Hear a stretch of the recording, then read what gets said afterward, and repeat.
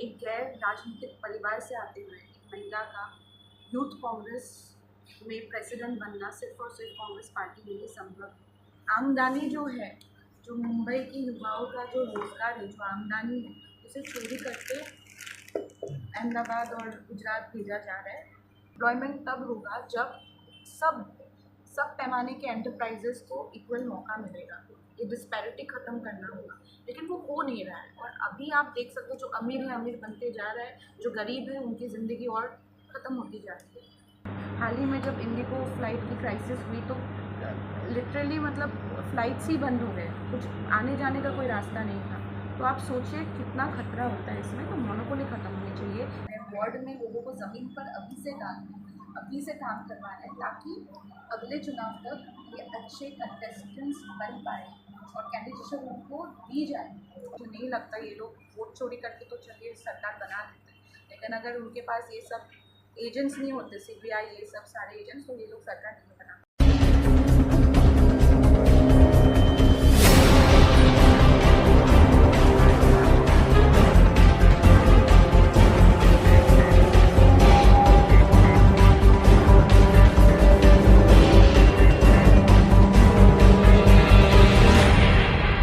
अभी पिछले 2025 में ही इन्होंने जो संगठन के चुनाव हुए थे यूथ कांग्रेस के, उसमें इन्हें कम से कम 10,076 के आसपास कुछ वोट मिले थे।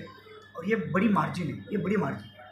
और कुछ मेरे ख्याल से 8 या 9 लोग कंपटीशन में भी थे, 9 जन थे। तो उसमें जो है इतने बड़े मार्जिन से चुन के आना, और वो भी महिला का होना, ये अपने आप में एक बहुत बड़ी ताकत आप कह सकते हैं, या बहुत बड़ी मिसाल है।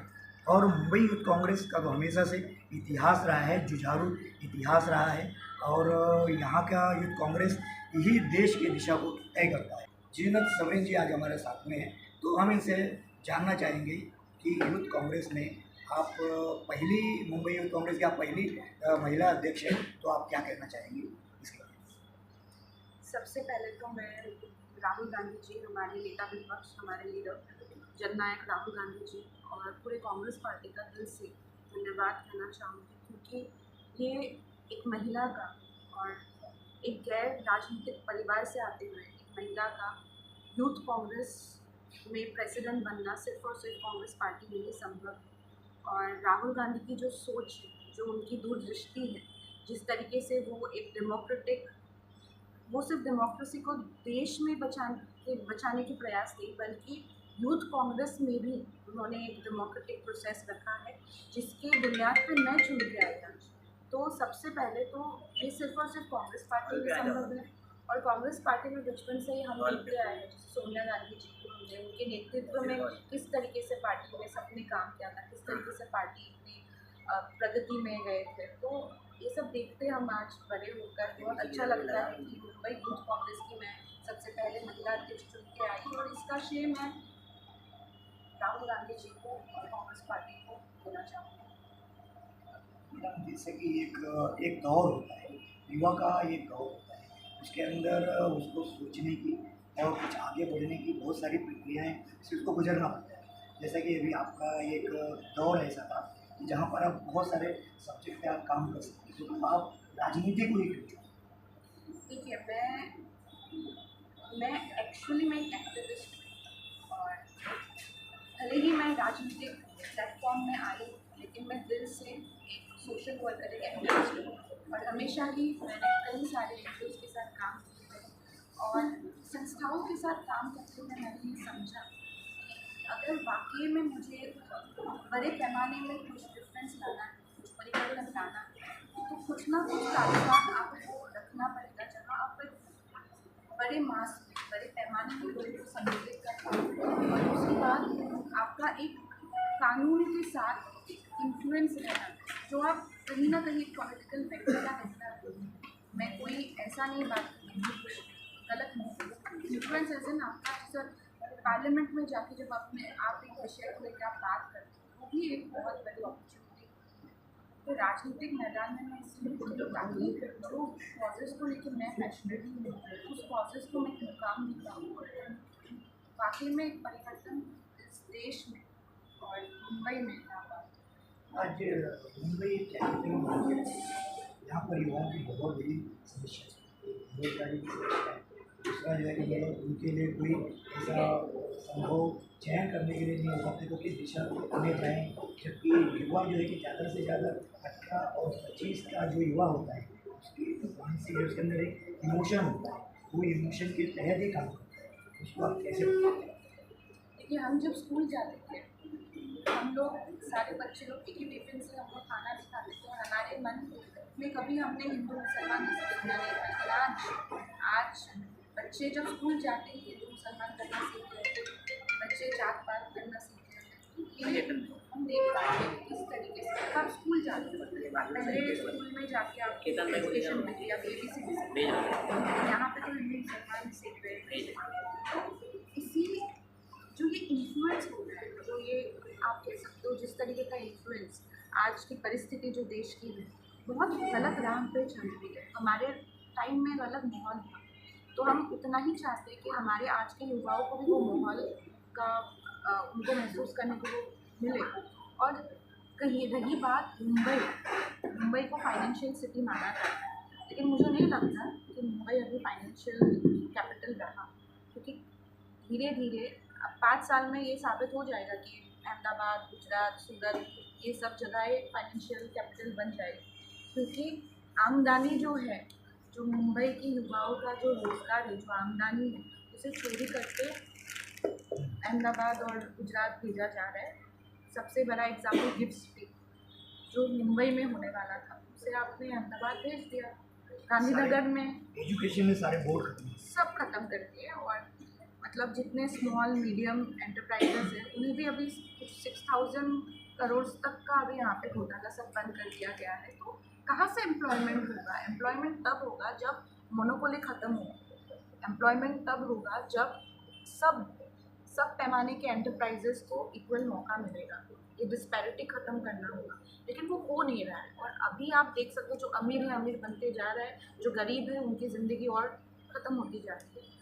तो इस ये जो डिफरेंस है, जो डिस्पैरिटी है, इसको ख़त्म करने के लिए मुझे नहीं लगता हमारी आज की गवर्नमेंट के पास सोच विचार करने की क्षमता है, ना उनके पास वो एजुकेशनल बैकग्राउंड है। हमारे फाइनेंस मिनिस्टर का भी क्या बताए, तो उनके बजट का भी कुछ समझ है नहीं, हम तो नहीं समझ पाते, उनके जवाब ना समझ पाते, उनके विचार ना समझ पाते। तो जाहिर सी बात है कि आज के देश में युवा बहुत खतरे में, बेरोजगारी, महंगाई बढ़ती जा रही है, लेकिन सोल्यूशन कुछ नहीं है।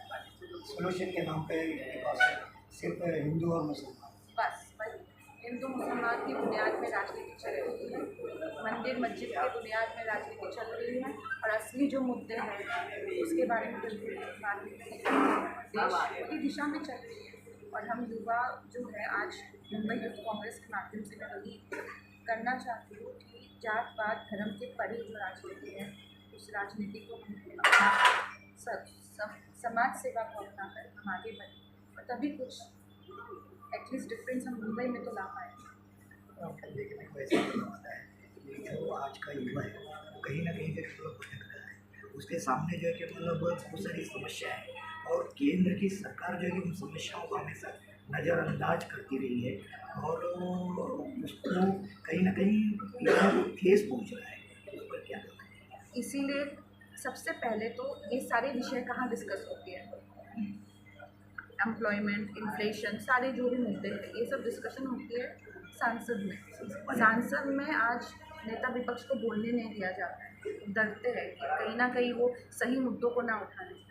एक किताब के दल है, उन्हें सही मुद्दों पे बात करने दिया जाए, ताकि इन मुद्दों को हाईलाइट करते हुए कोई ना कोई बिल पास हो, और specially small and medium enterprises को दोबारा उनकी आप कह सकते हो उनको वो ताकत दी जाए, ताकि एम्प्लॉयमेंट ज़्यादा बढ़ पाए। जैसा राहुल जी हमेशा कहते हैं मोनोपोली को ख़त्म करना है। हाल ही में जब इंडिगो फ्लाइट की क्राइसिस हुई तो लिटरली मतलब फ़्लाइट्स ही बंद हो गए, कुछ आने जाने का कोई रास्ता नहीं था।